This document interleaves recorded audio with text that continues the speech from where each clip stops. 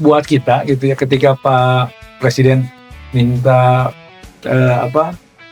pertumbuhan ekonomi 8%, itu bukan hal yang sulit. Itu bukan hal yang sulit gitu. Kalau karena kita punya semuanya, punya dalam negeri, punya bahan baku, punya semuanya, kita pengalaman kita punya, semuanya punya, hanya tinggal pengaturan aja. Kita tadinya udah lebih awal daripada China, sekarang kita udah tersusul, dan bahkan mungkin sekarang Vietnam juga ya yang sedang membangun ekosistemnya juga. Nah, berarti yang kita ya kan bisa disebut sebagai kakaknya tadinya kan ya. Istilahnya kita kecolongan ya. Karena merasa kita pada saat itu industrinya sudah kuat, lebih kuat dari mereka. Kita terlalu cepat mengenolkan biaya masuknya.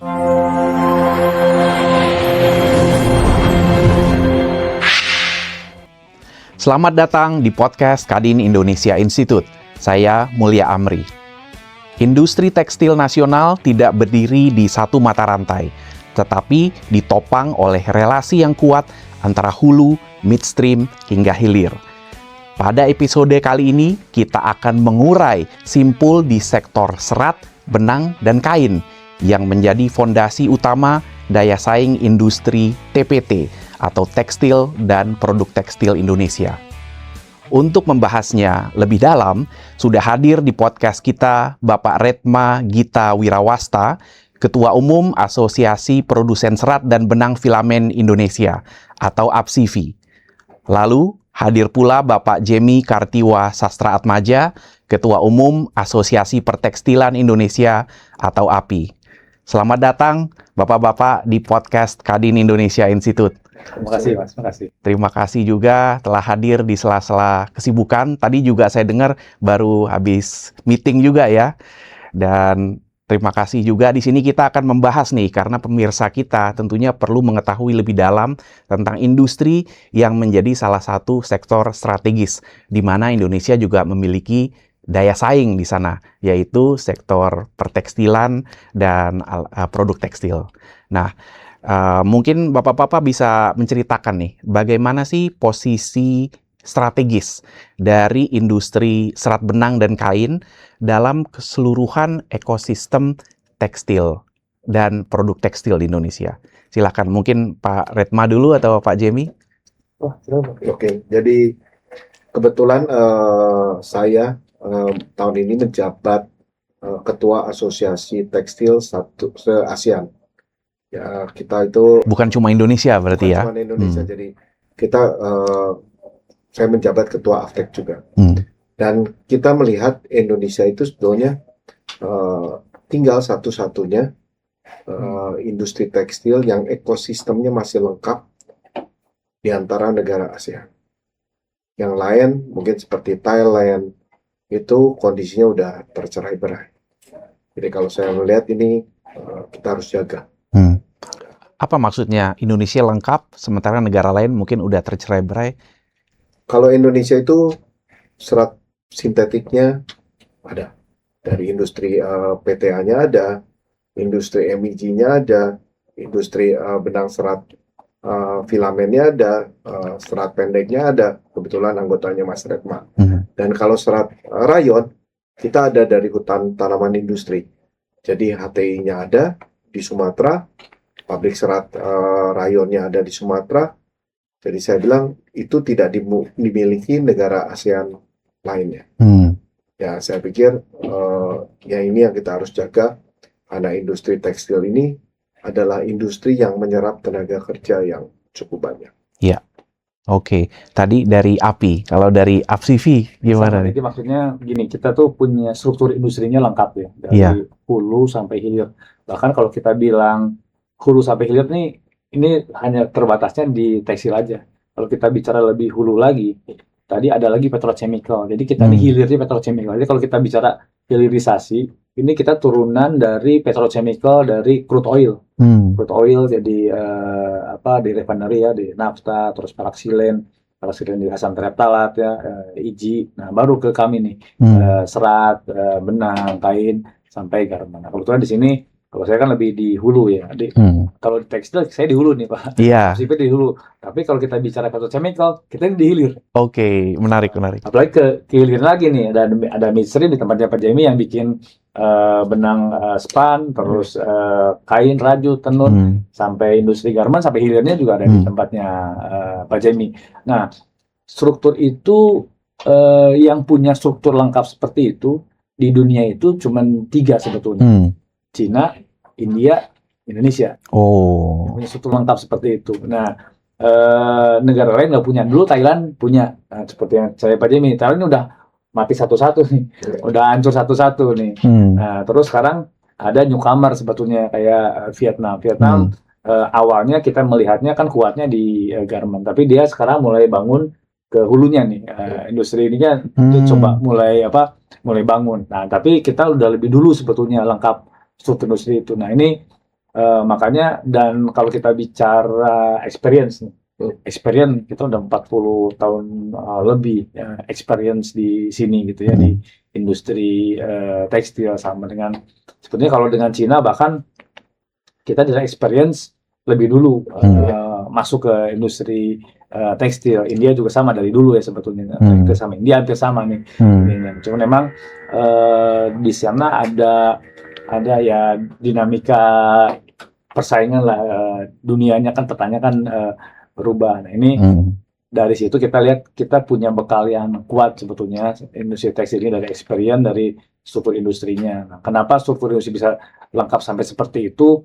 Ya karena memang pemimpin kita nih pada waktu itu punya visi yang tepat gitu. Berarti tahun 70-an, 80-an. 70-an, awal 70-an. Kita dari awal 70-an. Makanya kalau kita bicara API berdiri tahun 75, 74, 75 gitu. APSIBI juga hampir sama tahun 75. Jadi memang awal-awal tekstil mulai dibangun pada tahun-tahun itu, dan pemimpin kita punya visi yang ke depan yang sangat baik gitu ya. Ngelihat industri, ngelihat penduduknya, kebutuhan penduduk seperti ini, maka waktu itu bangun BUMN yang pertama tuh, ada Industri Sandang Nusantara, BUMN yang baru dibubarin 2 tahun yang lalu ya. Karena memang dulu kebutuhannya, investasinya kan besar, jadi pemerintah perlu hadir di sana, dan itu akhirnya mendorong industri-industri lain, termasuk investasi dari asing, investasi dalam negeri, itu untuk membangun struktur industri yang lengkap kita sampai sekarang. Jadi itulah kuatnya sebetulnya kita punya kekuatan yang cukup untuk bisa bersaing. Jadi ada pengalaman yang panjang di Indonesia ya, dari drive leadership nasional di periode awal-awal industrialisasi Indonesia bisa disebut ya. Waktu itu ya 70-an ya. Industri sandang mulai dibangun itu tahun 60-an. Ya, mungkin kita pernah dengar namanya Patal Banjaran. Ya. Apa itu? Kalau yang muda-muda sekarang, pabrik pemintal. Pabrik pemintal yang bikin benang dulu. Oh, bikin benang. Ada juga yang bikin kain ya, yang bikin tenun. Nah, itu di era 60-an itu dibangun. Nah, di awal 70-an, makanya awal 70-an ini investasi mulai masuk nih. Iya. Karena melihat pasar yang besar gitu ya, investasi asing, investasi dalam negeri. Investasi asing waktu itu kalau diserat ya, itu dari Jepang mulai masuk. Tapi yang dalam negeri sebetulnya yang lebih besar. Ya. Dalam negeri investasi sekarang ini kalau kita bicara investasi dari sisi kepemilikan, sebetulnya investasi lokal yang PMDN lebih banyak. PMDN udah lebih banyak investasi dari Indonesia sendiri dari dulu. Lebih banyak.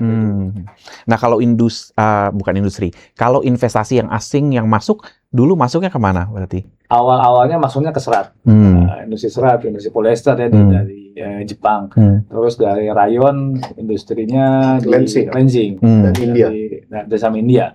Nah, itu terus ada juga sedikit dari India ya kalau di pemintalan ya Pak. Jadi kita punya ekosistem yang lengkap ya. Nah, apa sih keunggulannya yang seperti Indonesia yang punya ekosistemnya lumayan lengkap nih dibandingkan dengan negara yang lain yang tidak selengkap itu komponen-komponennya? Otomatis kalau ekosistemnya lengkap, pasti apa? Sebetulnya lead time bisa ditekan. Ya, cost of transportation juga harusnya bisa ditekan. Saya melihat sayangnya Indonesia itu dari tahun 60-70 tekstil tumbuh besar. sampai even akhir tahun 90 menuju tahun awal 2000 itu masih oke tekstil kita. Ya, ekosistemnya dari hulu ke hilirnya lengkap sekali.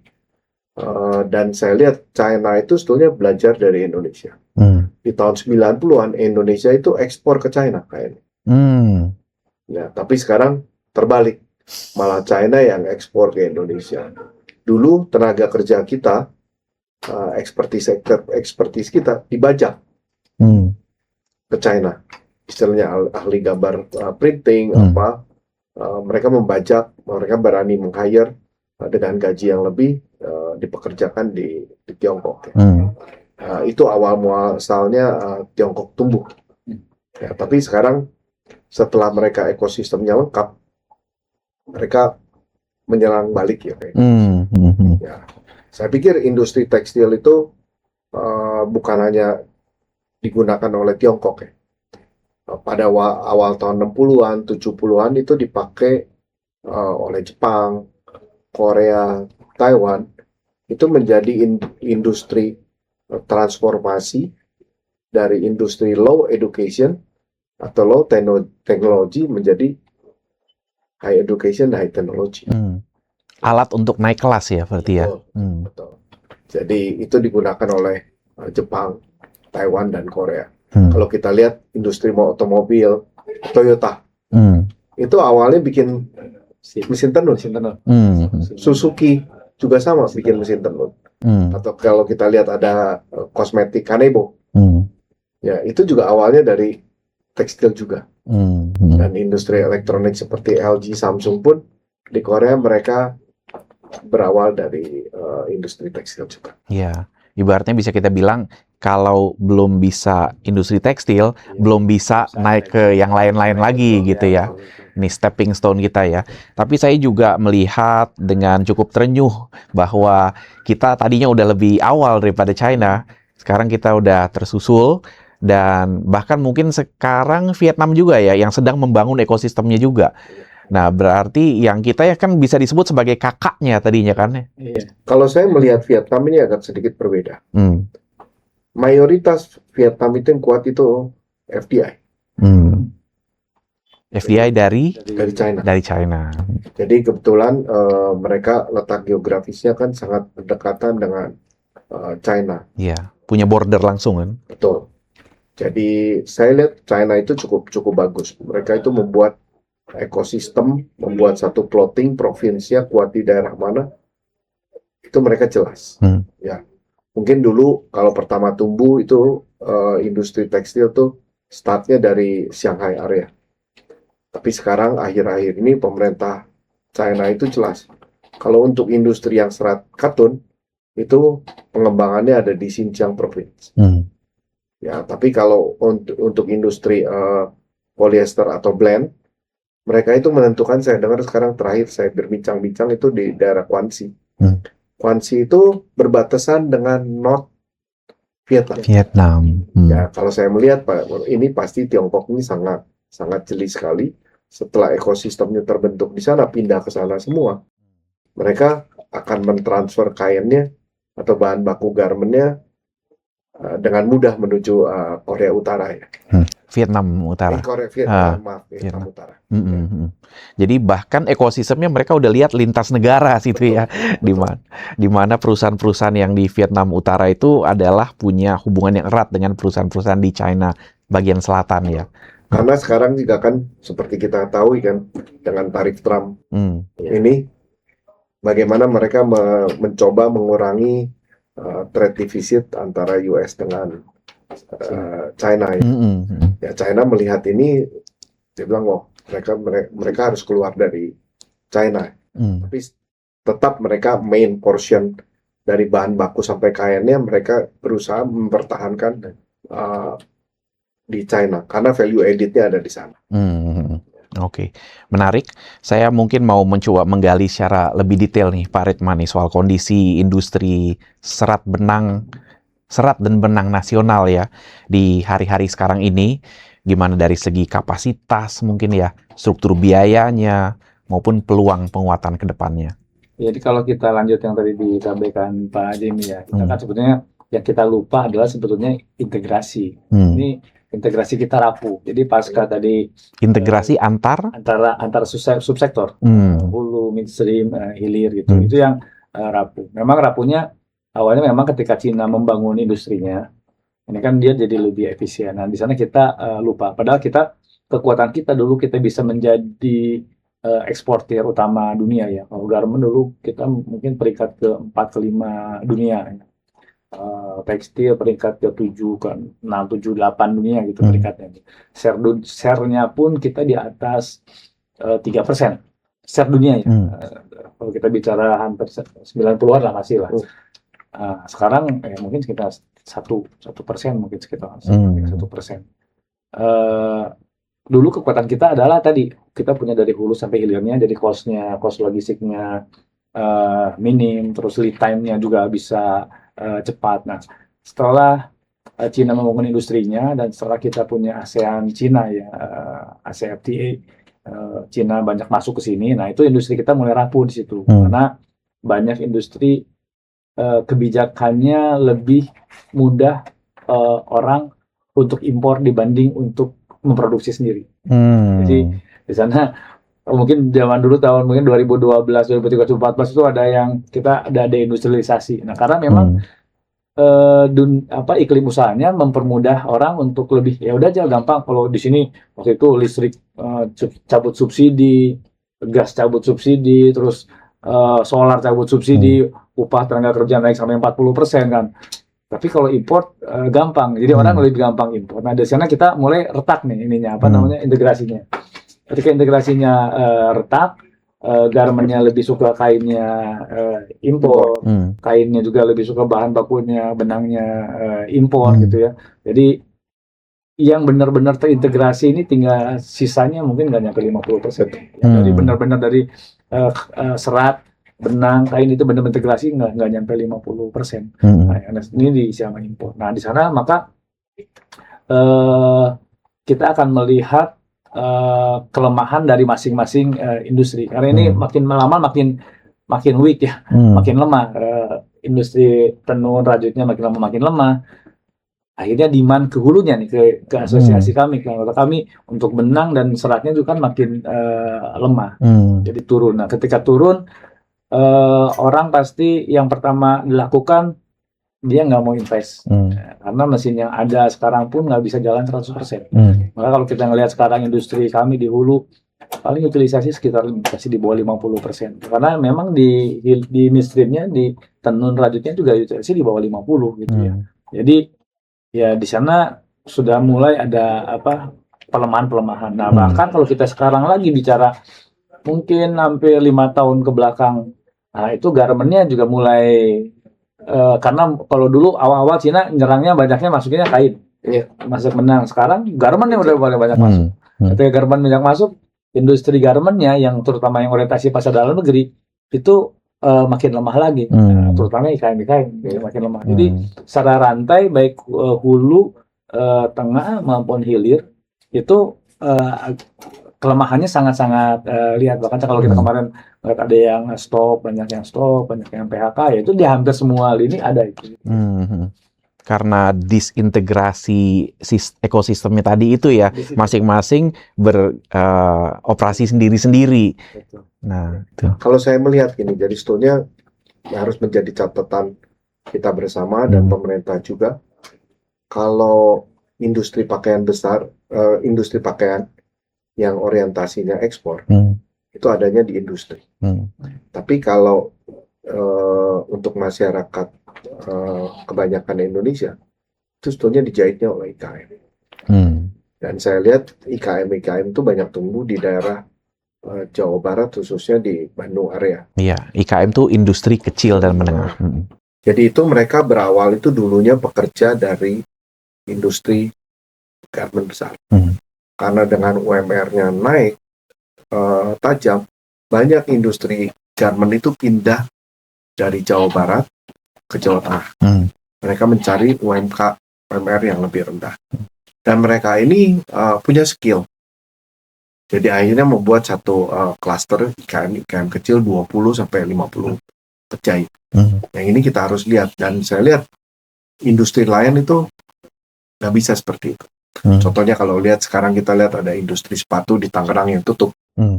Mereka itu tidak bisa bekerja berdua, bertiga, bersepuluh orang bikin sepatu. Karena kebanyakan sepatu itu mau Nike, Adidas itu dibikin oleh pakai mesin. Tapi kalau industri pakaian, istilah jahit, itu mereka bisa mau 5-an, mau 3-an, even 1 orang pun punya skill menjahit, mereka bisa menghasilkan pakaian. Jadi saya lihat ini industri yang harus dijaga. Karena kenapa saya lihat Indonesia itu sangat membutuhkan industri yang bisa menyerap sumber daya yang ada di Indonesia. Dan which is mayoritas yang ada di kita itu 85% itu masih SMA ke bawah. Iya. Kalau kita lihat lebih detail lagi, even 55% itu SMP ke bawah. Ya, saya melihat industri apa yang bisa menyerap tenaga kerja dengan berpendidikan SMP atau SMA. Dan salah satunya adalah industri tekstil. Ya, China kenapa waktu zaman Deng Xiaoping itu dia membuka Shenzhen area? Tujuannya apa? Job creation. Ya, investor suruh masuk dulu. Yang penting apa? Masyarakatnya ada yang bekerja. Saya pikir Indonesia juga harus melakukan hal yang sama. Dan semua orang juga sudah tahu 2030 dan 2035 itu Indonesia punya bonus demografi. Iya. Nah, kalau kita tidak pintar-pintar memanfaatkan momen ini, saya pikir unemployment akan lebih tinggi di era 2030 dan 2035. Ya, jadi kita 2030-35 ini sebentar lagi. Iya. Jadi kalau tidak sekarang, kapan lagi? Jadi benar-benar regulasi atau keberpihakan terhadap job creation ini harus sangat dipikirkan. Iya. Ini adalah sebuah industri yang punya deadline-nya disebutnya ya, karena terkait dengan masa bonus demografi tadi. Betul. Yang nantinya akan segera hilang.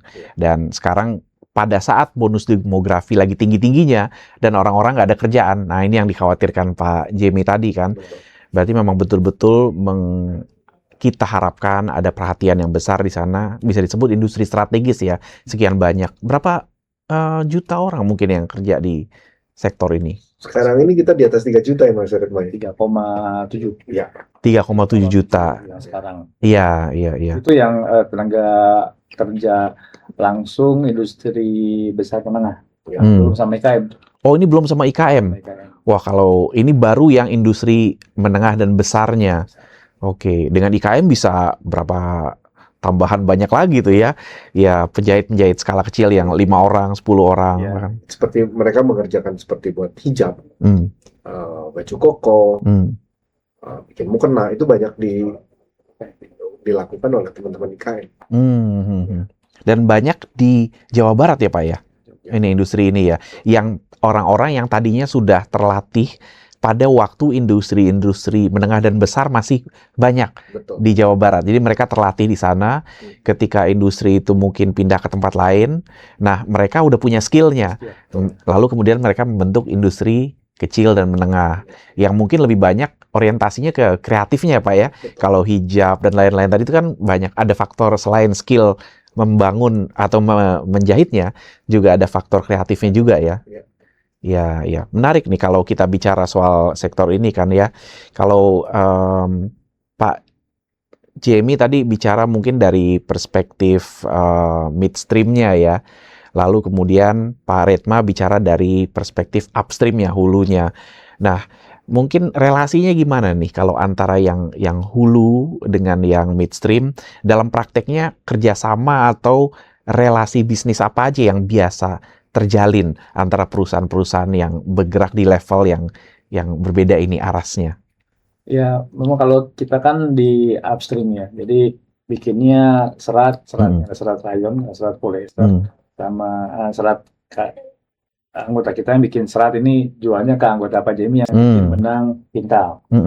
Terus kalau yang anggota kita yang bikin serat filamen, yang bikin benang filamen itu jualnya ke anggota Pak Jamie yang bikin tenun sama bikin rajut. Dan ini sudah terjalin lama sih sebetulnya. Memang dari dulu, dan bahkan kalau dulu anggotanya Pak Jamie juga sesama anggota Pak Jamie nih dari bikin kain tenun, kain rajut jual ke industri garment yang anggota PTB juga.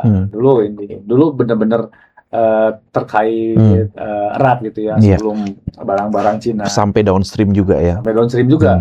Karena Pak Jimmy nggak sampai downstream. Iya, sampai downstream ya. IKM pun yang juga ada di tempatnya Pak Jimmy, IKM yang bikin orientasi Pak domestik maupun orientasi ekspor itu kan di tempatnya Pak Jimmy. Iya. Dan dulu integrasinya sangat-sangat erat gitu ya, sebelum barang-barang Cina masuk. Nah, ini yang kita lupa di sini, kita lupa di sini, integrasi ini nggak kita jaga, karena memang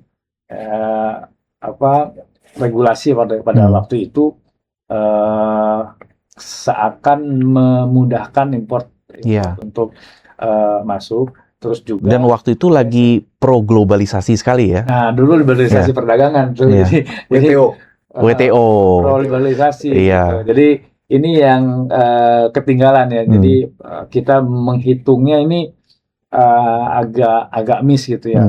Dan di satu sisi Cina melakukan industrialisasi dan pada saat yang tepat. Ketika orang bicara globalisasi, liberalisasi, Cina bangun industri di saat yang tepat gitu ya. Jadi Cina bisa masuk kemana-mana lewat isu itu kan.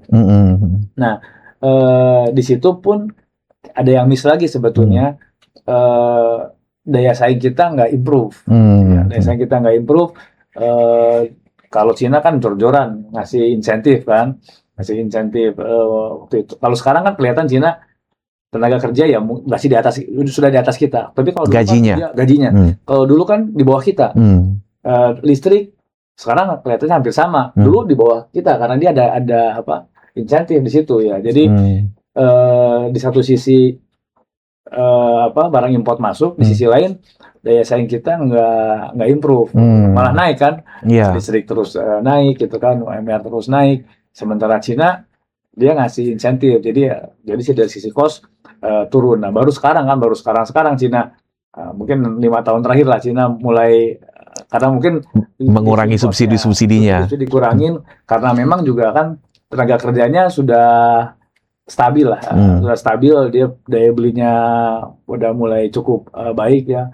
Jadi dan juga cost-nya naik pun, begitu cost-nya naik, Cina udah menguasai pasar tapi Cina udah menguasai pasar dan kita sudah kehilangan pasar. Nah, sebetulnya yang kita minta sebetulnya adalah gimana integrasi ini bisa terjalin lagi gitu.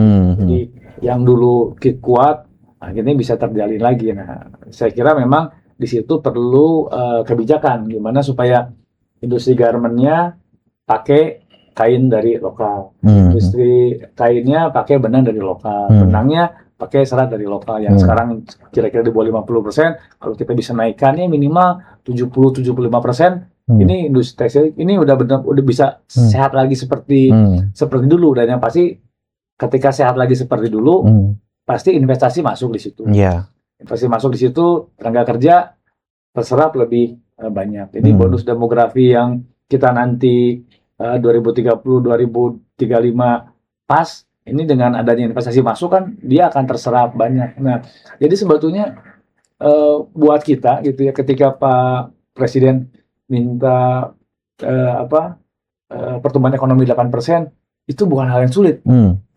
Itu bukan hal yang sulit gitu. Karena kita punya semuanya, punya dalam negeri punya, bahan baku punya, semuanya kita pengalaman kita punya, semuanya punya, hanya tinggal pengaturan aja.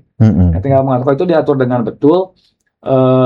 Dalam negerinya bisa tercover. Yang mungkin sekarang 50% lebih barang-barang yang dijual di pasar udah impor. Kalau itu minimal aja kita bisa 75-80% dalam negeri bisa kita kuasai. Tentu plus juga ekspor ya, devisa itu bukan hal yang sulit. Nah, cuman yang jadi masalah kan adalah sekarang bagaimana kita mengaturnya industri tekstil ini supaya kuat lagi gitu. Itu perlu regulasi. Iya.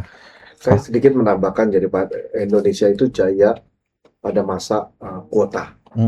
Misalnya tahun 70, 80, 90-an itu masalah kuota. Jadi setelah WTO kan kuota hilang. Istilah tarif juga bertahap turun. China itu pintar sekali. Sampai terakhir pun mereka masih mempertahankan MFN-nya 5%. MFN ini? Jadi bea masuk base bea masuk umum. Nah, sedangkan Indonesia no. Ya, dan saya lihat ini istilahnya kita kecolongan ya, karena merasa kita pada saat itu industrinya sudah kuat, lebih kuat dari mereka. Kita terlalu cepat mengenolkan biaya masuknya. Sedangkan roadmap industri menuju nolnya tidak dipersiapkan. Kalau saya menilainya dari sana. Dan China justru menuju nolnya, menuju 5-nya, mereka mempersiapkan diri. Even sekarang pun mereka itu lagi merelokasi industrinya. Kalau dulu mereka itu berkembang kan di daerah Shenzhen dari Shanghai area. Sekarang industri tekstil itu mereka mau memindahkan ke daerah yang lebih dalam.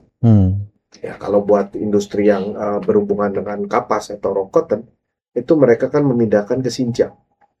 Satu Xinjiang upahnya masih murah, dan listriknya itu hanya 3 sen dolar per kWh. Which is di Indonesia itu average 6,8. Oh, 2 kali lebih ya? 2 kali lebih. Dan mereka jelas kalau buat katun ke Xinjiang. Kalau buat yang sintetik atau cotton blend, mereka ke Guangxi. Guangxi itu dekat Vietnam Utara. Di sana itu listriknya itu 6,5 dolar per kWh. Itu average. Jadi ada peak hours, ada beban rendah, itu di average 6,5, which is sama Indonesia sebetulnya listriknya sama. Ya, tapi saya lihat mereka itu pintar, begitu mau memindahkan itu bukan hanya satu, tapi ekosistemnya itu dipindahkan ke sana. Jadi dikasih tanah gratis, istilah tanah murah lah. Iya. Ekosistem untuk investasi berarti ya, fasilitas-fasilitasnya. Jadi mereka juga, saya dengar mereka seandainya kalau ada industrinya di daerah yang sudah padat penduduknya, tanahnya di-buyback, jadi istilahnya ditukar. Mereka jadi punya istilahnya punya tenaga baru, mereka punya fresh money baru dengan menjual tanah di kota, dipindahkan industrinya ke daerah dengan tanah yang sangat murah, dengan energinya juga murah, otomatis wages-nya pun di sana murah. Jadi itu saya pikir mereka itu masih mempunyai seperti Indonesia repelita. Kalau di sana tuh 15 disebutnya 15,5. Jadi 5 tahun kali 3 15 tahun. Itu buat roadmap industrinya itu sangat jalan. Jadi saya pikir Indonesia juga harus punya seperti dulu zaman dulu ya, kita punya repelita pertama, repelita kedua, itu kan berkesinambungan. Iya. Jadi ya, memang ada proses perencanaan yang baik dan follow through dengan perencanaan tersebut. Dan China dan juga termasuk sekarang Vietnam, mereka masuk ke era liberalisasi tadi itu dengan persiapan. Betul. Dengan didukung infrastrukturnya, listriknya dikasih harga murah dulu pada waktu mereka lagi siap-siap itu. Kita lanjutin soal impor tadi ya. Karena kalau kita lihat memang ada daya saing yang meningkat di negara pesaing kita ya. China yang tadinya di belakang kita kemudian naik gitu kan. Lalu mengembangkan ekosistem yang sedemikian rupa sehingga dia juga bisa mendukung industri yang di Vietnam juga. Nah, kita kan punya ekosistem ini ya antara hulu, midstream, hilir. Nah, di mana tadi sebetulnya kan antara kita juga saling beli ya, ya kan. Nah, mungkin pertanyaan saya selanjutnya lebih ke Pak Jimmy sebagai ketua API ini kan anggota-anggotanya banyak yang membeli benangnya dari anggota APSIVI nih. Nah, gimana kondisinya sekarang dengan adanya alternatif dari China atau saya nggak tahu Vietnam gitu ya, yang sebutlah yang sangat kompetitif gitu. Ya kebetulan yang sekarang itu banyak terjadi itu produk dari China. Ya perlu kita sadari dan perlu kita ketahui bahwa China itu overproduction. Ya pernah saya bertemu atau awalnya saya membaca ulasan dari teman-teman ekonom di BCA. Mereka itu membuat infografis dengan pintu air yang akan dibuka setiap saat. Jadi pada saat itu saya ngobrol juga dengan teman ekonomi BCA. Ini benar sekali saya bilang. Jadi kenapa waktu pada saat COVID ekonomi Indonesia bagus loh. Ya industri tekstil semua penuh. maupun dari hulu sampai ke hilir. Pada saat itu kenapa? Karena China itu menerapkan zero COVID policy. Nah, saya dari sana udah warning teman-teman juga. Saya juga dengan regulator juga ada bicara, ini kita mesti hati-hati nih. Kalau pada saat China mencabut zero COVID policy, ini sama dengan pintu air yang dibuka. Mereka akan membanjiri produk-produknya karena roda industrinya sudah jalan kembali. Dan kekhawatiran saya pada saat itu terjadi sekarang. Dan sekarang bukan hanya dibanjiri produknya, tapi orangnya pun sekarang banyak sekali. Jadi kalau dulu yang menjajakan barang produk dari Tiongkok itu orang kita. Jadi kita mengimpor, menjajakan ke teman-teman di industri saya. Tapi kalau sekarang itu udah banyak orang Tiongkok dari sana itu datang ke Indonesia. Mereka membuka perwakilan dan mereka menjual produk-produknya door to door. Jadi mengetuk awalnya ke industri, tapi sekarang sampai mereka udah buka toko sendiri. Ya itu untuk produk kain. Kalau produk pakaian jadi, ya kita juga tahu kan di online yang jualnya itu udah banyak produk dari mereka juga. Yang ini saya pikir ini yang kita harus harus benar-benar jaga ya. Kalau enggak porsi perdagangan juga lama-lama bakal didominasi oleh asing ya, bukan dilakukan oleh orang-orang kita ya sebagai warga negara Indonesia. Iya, berarti sangat ekspansif ya. Betul. Pada waktu COVID itu mereka zero COVID, mereka menahan dulu produksi, begitu dibuka betul-betul ekspansif kemana-mana ya. Kalau saya lihat bukan hanya di Indonesia, mereka ini ke berbagai negara. Dan kita lihat kan juga tahu kan bukan hanya industri saya saja, tekstil sampai restoran pun di mana-mana. Mungkin di Indonesia, di Singapura, di mana-mana juga banyak restoran dari mereka. Ya, ini yang saya bilang ini kita harus waspadai karena otomatis jadi dampaknya itu mengganggu ke industri hulur. Jadi utilisasi di industri yang anggotanya Pak Redma itu sekarang terganggu juga. Tapi yang saya dengar barang-barang yang datang dari sana itu tidak sepenuhnya legal juga, Pak. Apa betul itu? Jadi saya pernah bicara gitu. Jadi kemarin kan belum lama ini kan ramai mengenai pakaian yang dibawa. Ya semua itu bicara itu pakaian bekas. Kalau saya melihat itu bukan seluruhnya pakaian bekas. Karena Bapak Mulia bisa bayangkan, China itu produsen tekstil dunia. Kalau sisa barangnya 2% saja, namanya kalau sisa barang 2% itu udah masuk ke costing. Pasti ada waste atau sisa barang itu 2% itu udah masuk. Mereka laku asal berapapun dijual. Dan itu mereka lakukan gitu. Jadi barang sisanya itu didumping ke Indonesia. Ya. Sisa ekspornya ini ya? Bukan sisa ekspor saja, sisa produksi. Sisa produksi. Kan mereka itu kan rakyatnya pun 1 miliar lebih. Dan GDP mereka itu jauh lebih tinggi dari kita. Ya, daya beli mereka kan lebih tinggi. Jadi kalau sisa produksi mereka sedikit saja, mungkin 0,5% sisa produksi mereka dibuang ke Indonesia. Itu dampaknya luar biasa ya. Iya. Karena dalam memproduksi sesuatu pasti ada dilebihin kan untuk jaga-jaga kalau misalnya ada yang defect atau apa gitu, reject gitu kan. Nah, ini sisa produksinya aja karena di sana besar sekali. Jadi sisanya persentase yang kecil itu juga secara jumlah juga ya jadi besar. Tapi ini juga berdampak langsung juga ke industri-industri yang di bawah asosiasinya Pak Redma ya. Iya pasti. Jadi makanya kita tuh sebetulnya selalu bareng-bareng ini perang lawan barang impor dumping, lawan barang impor ilegal gitu. Karena kalau di hulu ya mungkin yang ilegal ya nggak ada ya. Kan hulu di hulu. Yang banyak ilegalnya di sini di garment gitu. Jadi iya. Di sana ya. Nah, tapi makanya kita juga selalu bareng-bareng nih sih ya, sama Sivi. gimana itu barang import garment ilegalnya supaya bisa Kendalikan. kendalikan lah.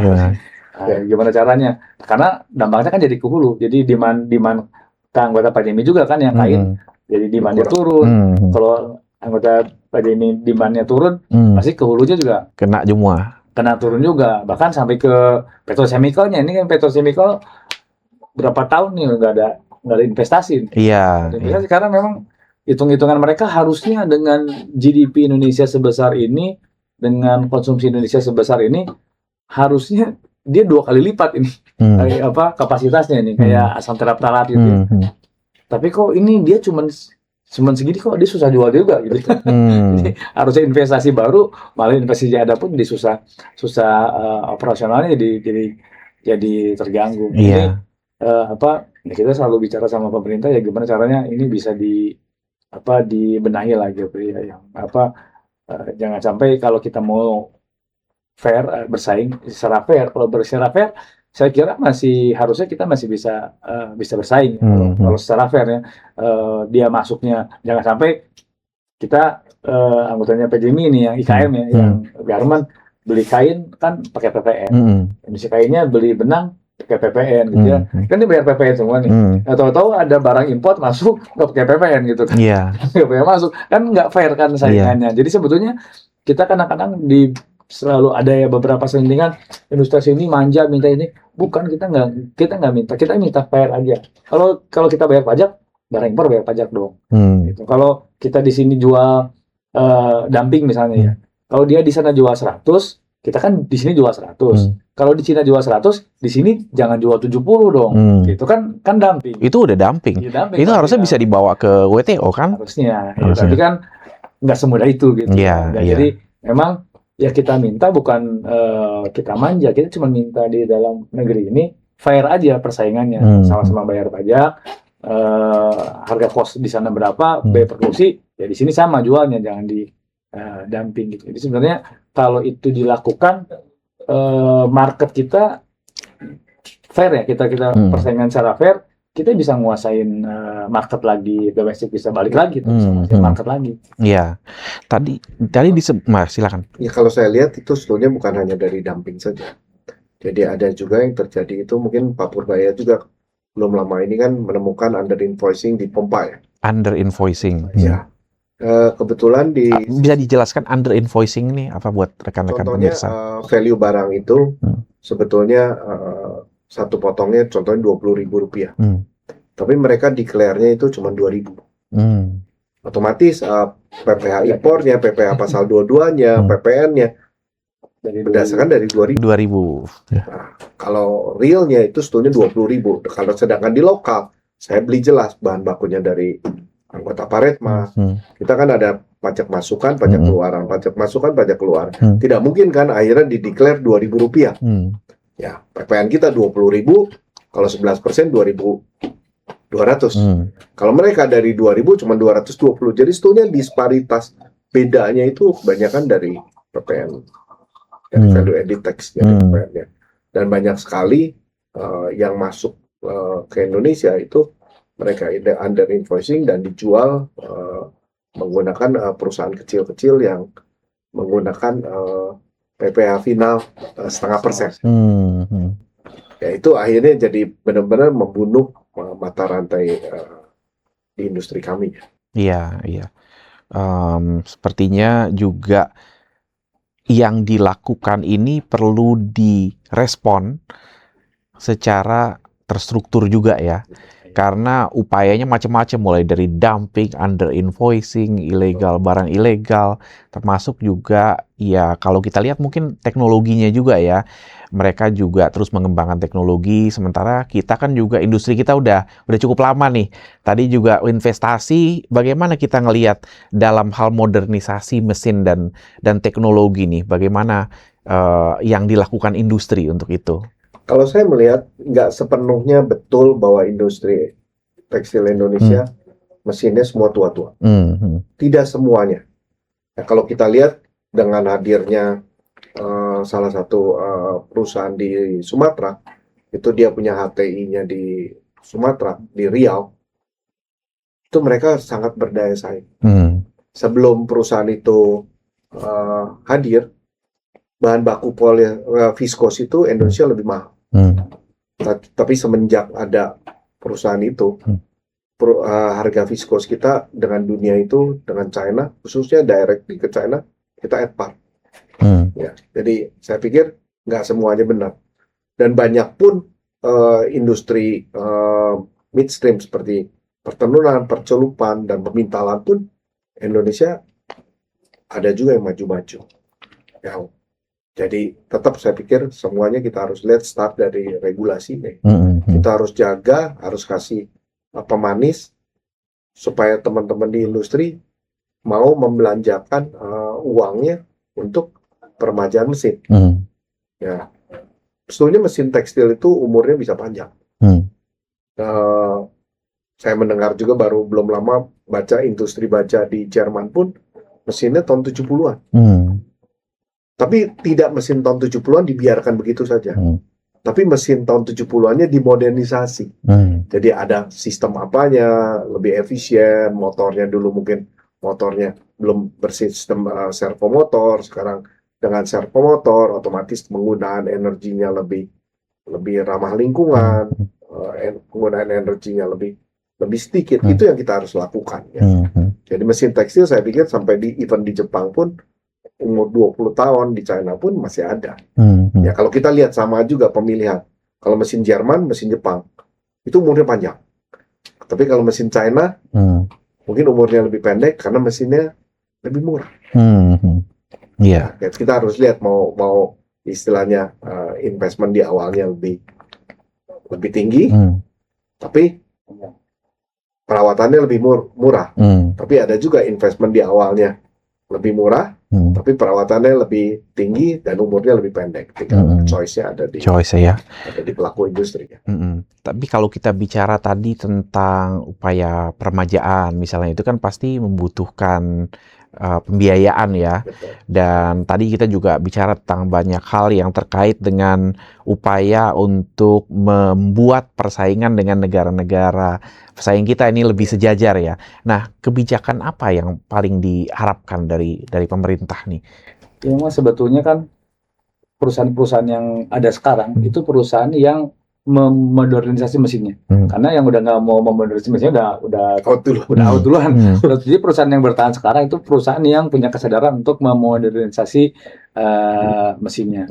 Itu satu. Nah, pertanyaannya kenapa yang ada perusahaan-perusahaan yang udah out itu, yang udah nggak mau invest lagi, yang nggak mau modernisasi, nggak mau beli mesin lagi, karena dia ngelihat market. Kalaupun dia hari ini dia udah nyerah duluan gitu. Karena maksudnya dia duluan karena begitu banyaknya barang-barang import gitu ya di market gitu. Dia ngerasa kalaupun dia beli mesin lagi gitu, tapi kalau dia beli mesin lagi harus minjem sana dengan bunga yang lumayan. Pada waktu itu kan bunganya sampai 12. Kalau kita bicara sebelum Covid ya. Itu kan masih 11, 12 gitu kan.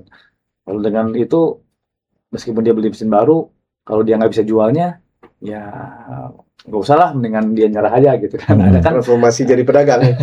Nah, yang jadi banyak itu transportasi, udah mendingan ini aja lah, mendingan jadi importir aja. Nah, itu kan akhirnya ketika dia mematikan mesinnya, dia jadi importir. Nah, itu kan justru nyerang balik teman-teman yang bertahan. Nah, jadi sebetulnya clue-nya di satu sisi memang kita perlu kebijakan untuk kreditnya lebih friendly lah, lebih friendly buat bisnis. Tapi yang hal lain yang diperlukan lagi yang tadi, bagaimana importnya ini dikendalikan dulu nih.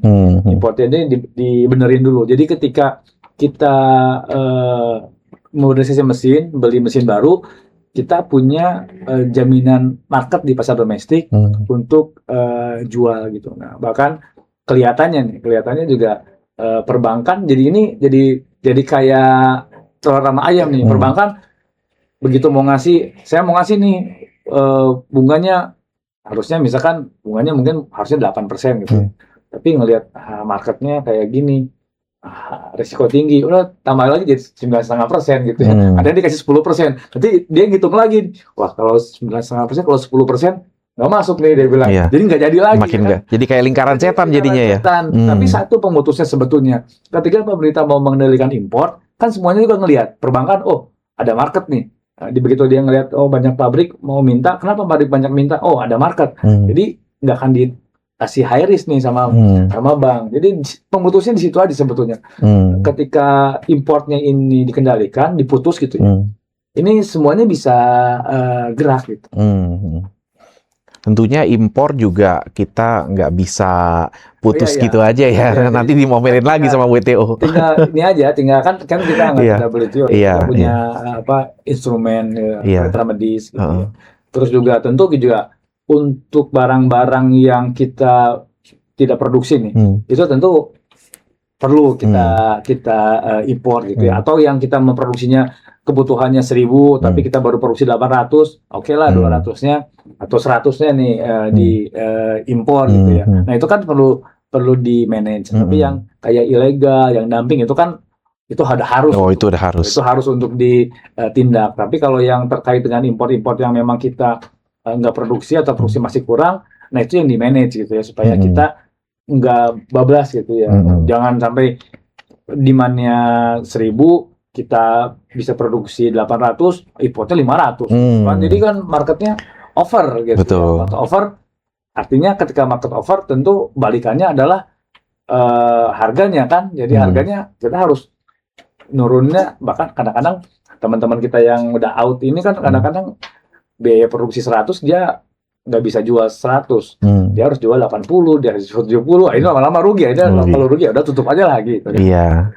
Tadi Pak Mulya mention kan WTO. Sebetulnya di WTO kan boleh ada namanya non-tariff barrier. Tinggal kita pintar-pintarnya menggunakan instrumen non-tariff barrier.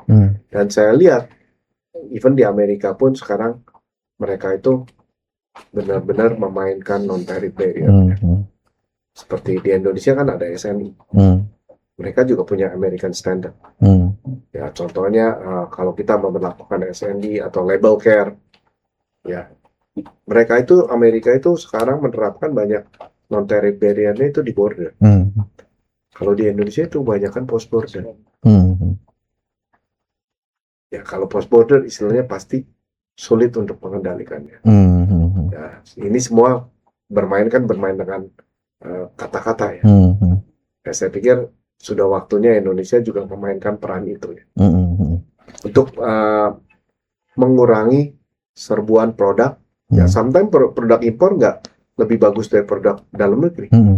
Baik dari kualitas maupun dari security-nya ya. Dari istilahnya mereka juga menggunakan chemical yang lebih murah, tapi membuat dampak yang lebih tidak baik untuk kesehatan. Yaitu kita harus bisa menerapkan regulation itu. Oke. Baik, mungkin buat terakhir nih, kalau misalnya bisa dikasih satu aja yang mau kita angkat ke pemerintah untuk kebijakan rame-rame dan perlu kita kawal, itu apa yang paling prioritas? Regulasi. Yang mana spesifiknya? Regulasi yang pro terhadap industri. Dalam negeri. Ya, kita kalau mau beresin harus dari paling hilirnya dulu. Produk jadinya bagaimana kita istilahnya membuat saringannya lebih ketat. Otomatis nanti akan membuat dampaknya ke industri hulunya ke Parepa. Kalau itu menurut pandangan saya, bagaimana pandangan Parepa? Ya memang regulasi yang penting. Yang seperti tadi kata Pak Mulya, regulasinya nggak bisa satu-satu. Ini kan struktur ini. Ini kan terstruktur. Jadi memang dari hilirnya importnya ini dibenahi dulu ya, dikendalikan gitu. Akhirnya nanti integrasinya akan dapat nih. Ya, karena kan akan demand ke hulunya, ke midstream, ke hulunya akan naik. Ketika demand ke hulunya akan naik, investasi akan masuk dengan sendirinya. Investasi akan masuk dengan sendirinya. Nah, di situ baru tuh, karena kan semua pertumbuhan itu kan awalnya di investasi. Tapi investasi nggak akan masuk kalau nggak ada market. Jadi marketnya dulu terutama di hilirnya, marketnya juga dulu dibenahin, disediakan dulu, investasi akan masuk. Perbankan juga akan mulai terus itu, dan di situ mulai tenaga kerja, devisa, pajak. Nah itu disitulah kalau Kalau kita mau bicara 8% pertumbuhan, ya di situ sebetulnya. Iya. Baik, Pak Redma, Pak Jemi, terima kasih untuk waktunya. Semoga yang kita perjuangkan bisa mendatangkan hasil dan kita sama-sama kawal tentunya untuk menjaga Indonesia agar terus tumbuh, masyarakatnya sejahtera, dan tentunya di sini jutaan orang yang bekerja di sektor ini tetap bisa semakin sejahtera juga. Demikian tadi pemirsa podcast Kadin Indonesia Institute, saya Mulia Amri. Sampai jumpa.